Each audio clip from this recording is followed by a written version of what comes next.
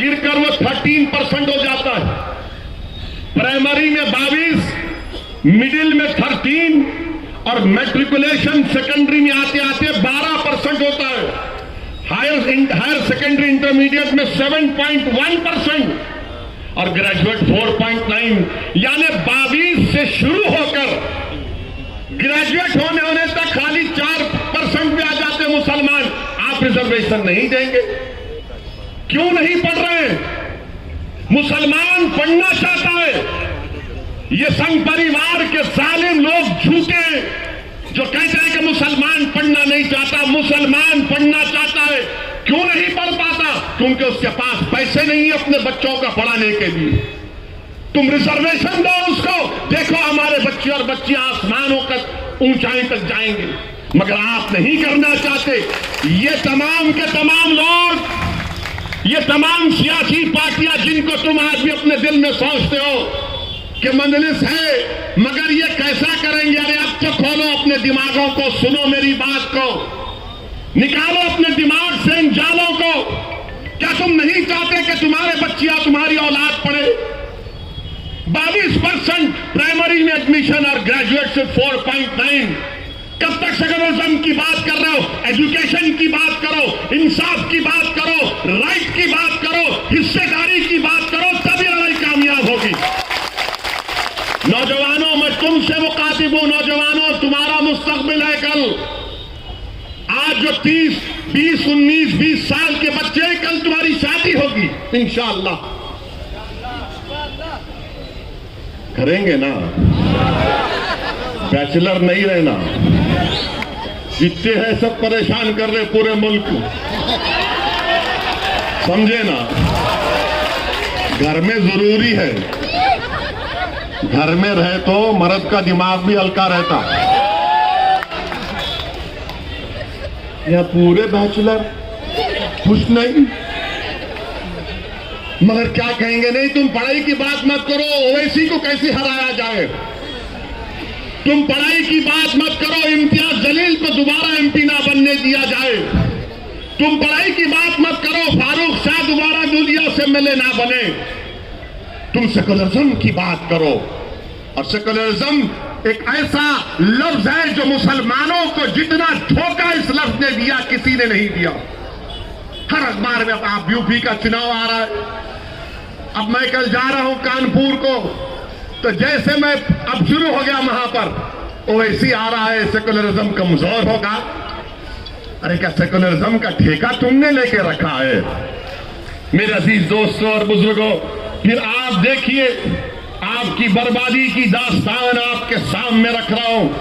यहां पर हमारी बहनें प्राइमरी स्कूल में 23% मुस्लिम बच्चियां प्राइमरी में, मिडिल स्कूल में आने तक 12%, मैट्रिकुलेशन 11%, हायर सेकेंडरी इंटरमीडिएट 6%। गिरते जा रहा है, मगर कोई रिजर्वेशन की बात नहीं करेगा। और फिर मेरे अजीज दोस्तों और बुजुर्गों, अभी एक और बात आपको बताना चाहूंगा, जो मेरा डेटा नहीं है, ये गवर्नमेंट का डेटा है, महाराष्ट्र की सरकार का डेटा है। आपको मालूम महाराष्ट्र में कितने मुसलमानों के पास जमीन नहीं है, जो लैंडलेस अंग्रेजी में कहते हैं। 83% मुस्लिम्स के पास जमीन नहीं है, लैंडलेस है।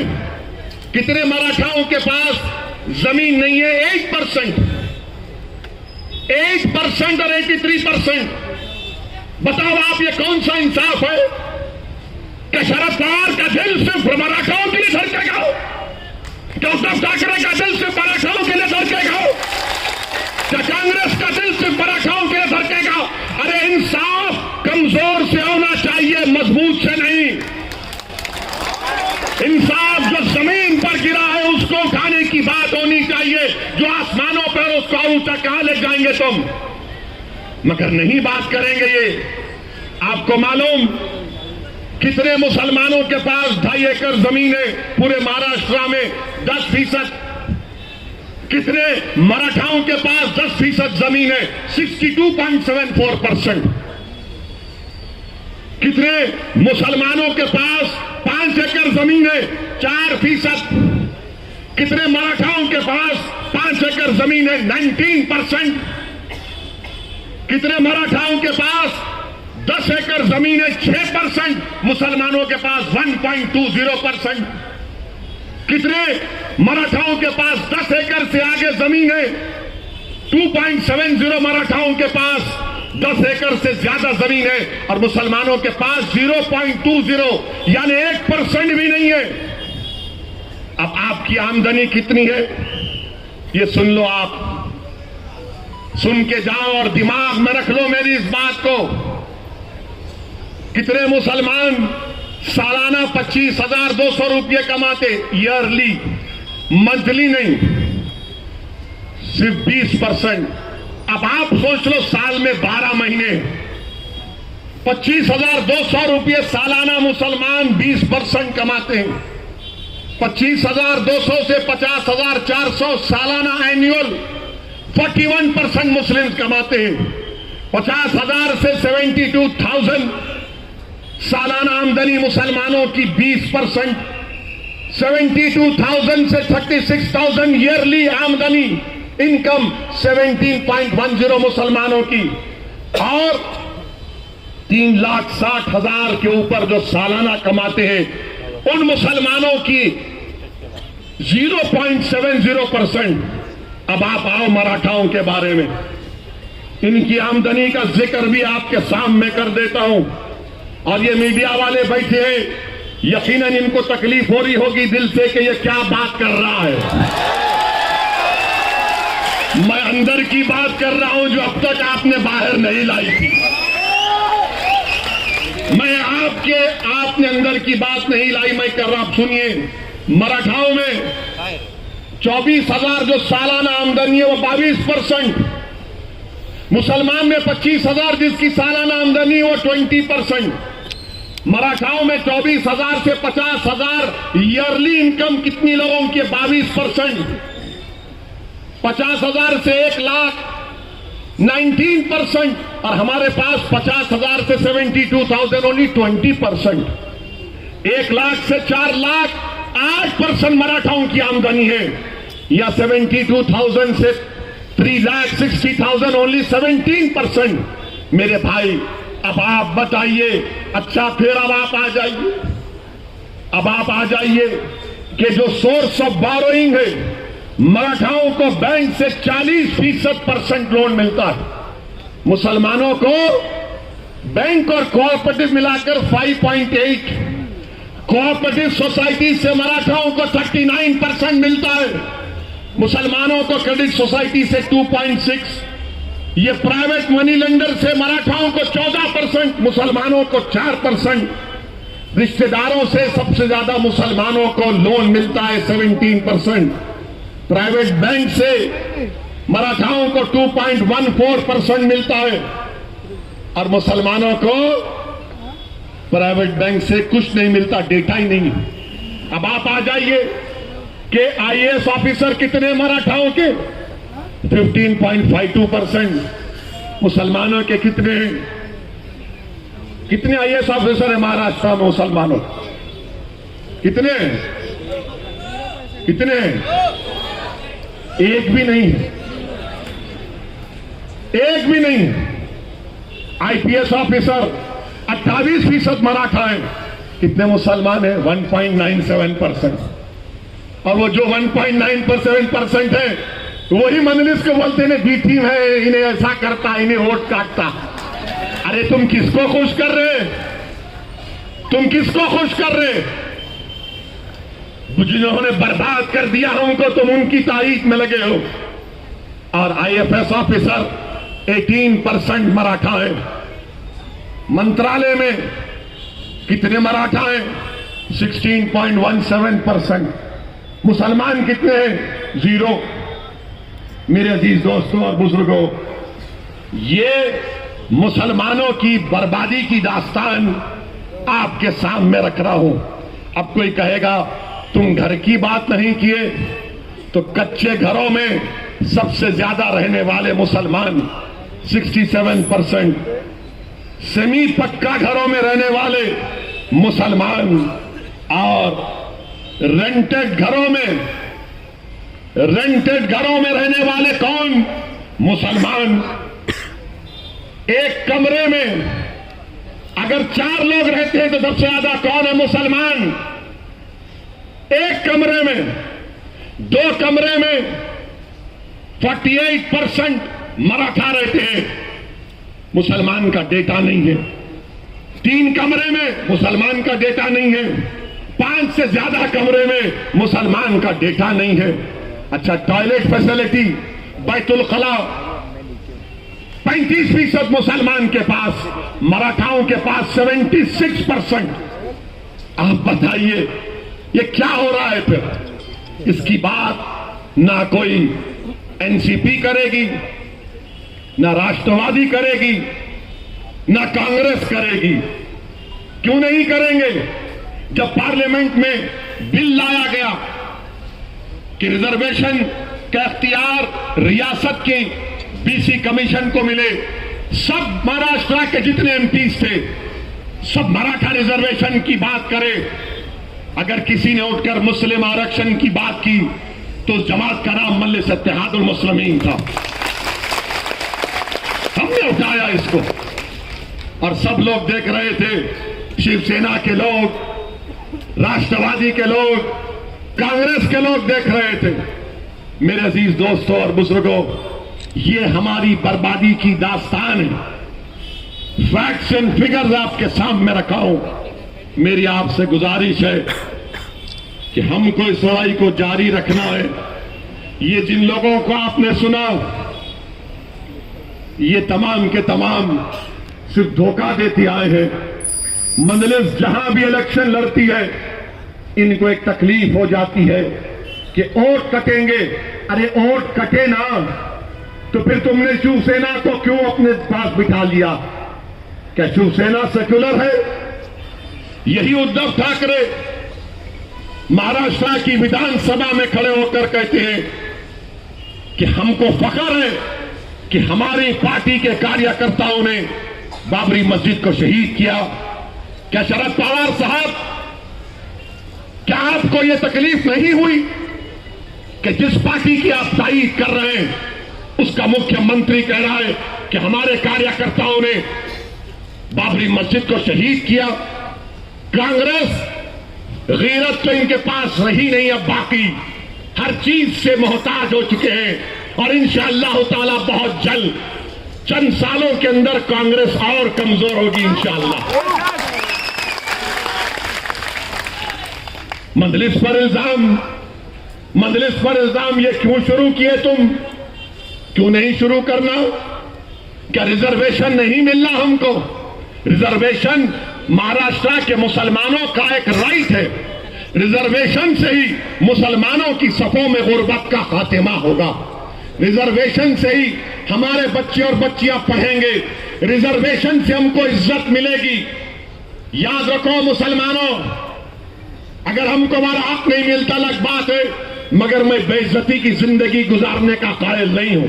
यह बेइज्जती हमसे की जा रही है, धोखे पे धोखा हमको दिया जा रहा है और यह कहा जा रहा है कि ये भड़काऊ भाषण करते हैं, ये फुला करते हैं। और हमारे आने पर दूल्हे भाई आ रहे तो 144, जब राहुल गांधी आएंगे क्या करेंगे? नहीं, कोई वो माइक्रोन नहीं, आने दो। हमारे तो 144, कितना 144 लगाओगे? क्या बीएमसी का चुनाव भी रोक दोगे? क्या महाराष्ट्र के चुनाव को रोक दोगे? अरे ओ माइक्रोन आ रहा है तो आप बताओ, मुंबई में कितना जीनोम सीक्वेंसिंग हुआ है? कितना जीनोम सीक्वेंसिंग किया उद्धव ठाकरे की सरकार ने महाराष्ट्र में? बताओ, पूरे भारत में 1% भी जीनोम सीक्वेंसिंग नहीं हुआ। कितने मुंबई में 45 साल से ज्यादा कितने लोगों को 2 वैक्सीन लगे? बताओ। अच्छा, जो हमारे डॉक्टर हैं, नर्सेज हैं, 7 महीने हो चुके उनको 2 वैक्सीनेशन होकर, उनको लगना चाहिए बूस्टर शॉट, मगर मोदी जी को फिक्र नहीं है, उद्धव ठाकरे को फिक्र नहीं है। और बूस्टर शॉट माहिरीन कह रहे हैं कि कोवैक्सीन और कोविशील्ड नहीं हो सकता। बूस्टर शॉट खाली mRNA का फाइजर या मॉडर्ना होगा, मगर मोदी जी देश में मुल्क को चला रहे, मगर फाइजर और मॉडर्ना से इंडेमनिटी क्लास पर झगड़ा चल रहा है। थर्ड वेव आएगी नहीं आएगी अल्लाह जानता है, हम भी नहीं चाहते कि थर्ड वेव आए, मगर बूस्टर शॉट लगाएंगे नहीं लगाएंगे ये आपका काम है। मैं मुसलमानों में तो बूस्टर शॉट लगा के रहूंगा इंशाअल्लाह ताला। अपने हौसलों को बुलंद रखिए, कभी नाउम्मीदी को अपने करीब आने मत दीजिए और डरने और घबराने की जरूरत नहीं है। मैं सरकार से कहना चाहूंगा कि नागपुर में असेंबली का सेशन होने जा रहा है। अगर इम्तियाज जलील और डॉक्टर गफ्फार कादरी ये प्रोग्राम बनाएंगे कि जब असेंबली का सेशन चलेगा तो मंजलिस को भी नागपुर में एक एजिटेशन करना पड़ेगा, तो मैं आने को तैयार हूं इंशाअल्लाह। अभी मुंबई में हो रहा है, सुना चेंज कर दिए, ठीक है, फिर आएंगे। जब असेंबली में बैठकर पूरे एमएलए बैठ सकते हैं, जब 144 या माइक्रोन नजर नहीं आएगा, बड़ी बड़ी सभाएं सब करेंगे, ये सबक नहीं हासिल करना चाहते राष्ट्रवादी और कांग्रेस के लोग। हर वक्त रोकते थे मजलिस को, जो कई बरस पहले जब हम और मोइन सैयद मोइन मजलिस का पैगाम लेकर महाराष्ट्र में जाते थे तो हर जगह पर पुलिस वाले आकर हमको लव लेटर दे देते थे, मगर आज माशाअल्लाह आपकी दुआओं का असर है, आपकी मोहब्बत है कि जब प्लेन से निकलते हैं तो हजरत पुलिस सामने ठहर कर बोलती है कि आपको रिसीव करने आए हैं, आप रिसीव कर लीजिए हमको। मैं तो सिक्योरिटी लेता नहीं हूं, अल्हम्दुलिल्लाह, अल्लाह हमारे लिए काफी है, मगर फिर भी आते हैं, फिर भी आते हैं। और जो लोग, हाँ जिंदाबाद, तुम भी जिंदाबाद, आप जिंदाबाद। याद रखो मेरी बात को, महाराष्ट्र के मुसलमानों, मौत तो एक मर्तबा आएगी, आएगी ना एक मर्तबा, मगर तुमको लाखों मर्तबा जिंदा रहना, लाखों मर्तबा तुमको जिंदा रहना का, एक बार नहीं लाखों मर्तबा। और जिंदगी का सबूत हरकत करने से है, जिंदगी का सबूत लड़ने से है, जिंदगी का सबूत अल्लाह के सामने गर्दन झुकाने से है, जिंदगी का सबूत अल्लाह के सामने अपनी बेबसी का इजहार करने से है, जिंदगी का सबूत जालिमों के सामने बेबसी नहीं हक को हासिल करने का मुतालबा करने में। ये काम हमको करना है। सुनो, मुंबई के और महाराष्ट्र के मुसलमानों, अंग्रेजी में इंटरजेनरेशनल मोबिलिटी एक लफ्ज है, इंटरजेनरेशनल मोबिलिटी एक लफ्ज है।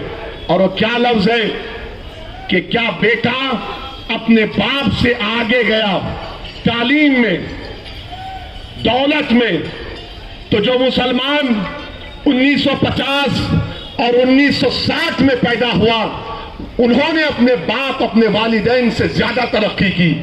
जो मुसलमान 1970 और 80 में पैदा हुआ वो अपने बाप से पीछे हो गया, और जो मुसलमान 1990 में और सन 2000 में 2000 में पैदा हुआ वो तो अपने बाप से, अपने दादा से बहुत दूर है। गरीबी में ज्यादा गरीबी बढ़ गई, तालीम में उससे ज्यादा हम दूर हैं। बताओ, दलितों में, आदिवासियों में, अपर कास्ट में, हिंदू भाइयों में, क्रिश्चियनों में, जैन में, इन सब में तरक्की हुई है कि उनका बेटा अपने बाप से आगे निकल गया, और अगर कोई नहीं निकला तो मुसलमान है। आपको मालूम, महाराष्ट्र में हमारे दलित भाइयों से मुसलमान एजुकेशनल अटेनमेंट में कितना पीछे है? 11% है। यही जब पढ़ता हूं तो जबान में घबराहट पैदा हो जाती है, तकलीफ होती है, गुस्सा आता है कि आखिर हमको क्यों पीछे छोड़ दिया जा रहा है। इसकी एक वजह है मेरे अजीज दोस्तों, जिस दिन भारत का मुसलमान अपनी एक सियासी ताकत को बना लेगा, अपनी एक पॉलिटिकल एम्पावरमेंट, अपनी एक पॉलिटिकल लीडरशिप को बना देगा, याद रखो उस दिन नाइंसाफी के दौर का खात्मा होगा। अगर आप अपनी सियासी ताकत को मजबूत बनाएंगे तभी तो होगा ना। और जो लोग तुम्हारे पास आकर कहेंगे नहीं नहीं नहीं जीत सकते, नहीं कामयाब हो सकते, तुमको सबको लेना पड़ेगा, मेरे भाई याद रखो, हां रोटी डालते वक्त आटे में थोड़ा सा नमक की जरूरत पड़ती है। क्या अपने खुद का खाना नहीं पका सकता? क्या मैं अपना खुद का खाना नहीं पका सकता? क्या मैं अपने हाथों से अपने मुकद्दर के फैसले नहीं कर सकता? क्या मैं अपने हाथों से अपनी कौम को लेकर आगे नहीं बढ़ सकता? यही बात कई लोगों ने इम्तियाज जलील से कही थी और इम्तियाज जलील ने सारी दुनिया को बता दिया कि मुसलमानों में अगर हौसला और अज़म होगा तो तकदीर भी उसका साथ देती है। तुम अपने दिमागों से इस बात को निकालो मुसलमानों कि हम जीत नहीं सकते। अरे तुम जीतोगे इंशाअल्लाह ताला।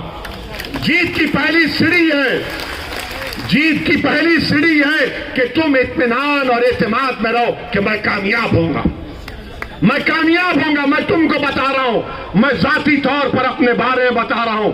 हैदराबाद जाकर मेरे दोस्तों से पूछ लो कि मैं अपने बचपने में बेहतरीन पढ़ने वाला नहीं था, मैं 90-80% लाने वाला नहीं था। अकबरुद्दीन अवैसी थे जो उस वक्त भी 90, आज भी 99 पर है। मैं उस वक्त भी 50 पर था और आज भी 50 पर हूं, मगर मुझ में एक जिद थी।